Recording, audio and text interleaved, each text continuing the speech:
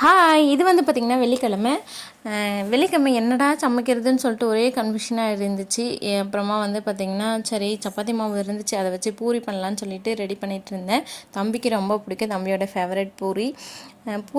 பூரிக்கு வந்து பார்த்திங்கன்னா குருமா தான் ரெடி பண்ணியிருந்தேன். உருளைக்கிழங்கு வேக வச்சு பார்த்திங்கன்னா தேங்காய்லாம் அரைச்சி ஊற்றி இந்த கறி குழம்பு ஸ்டைலில் இஞ்சி பூண்டுலாம் பேஸ்ட்டு வச்சுருந்தேன். ஃபஸ்ட் டைம் செம்ம டேஸ்ட்டாக இருந்துச்சு. ஹஸ்பண்ட் வந்து ஆஃபீஸ் கிளம்பிட்டாங்க. இன்றைக்கி வந்து தம்பி இப்போ 7 மணிக்கே இருந்ததுனால ஹஸ்பண்டே வந்து ப்ரஷ்லாம் பண்ணி விட்டுட்டாங்க. ஹஸ்பண்ட் இருக்கும்போது தம்பி வந்து ஹஸ்பண்ட் ஃபோன் பார்த்துக்கிட்டே வந்து சாப்பிட்ருவான். அதனால் அவங்களே வந்து ஊட்டி விட்டுட்டு ஆஃபீஸ் கிளம்பிட்டாங்க.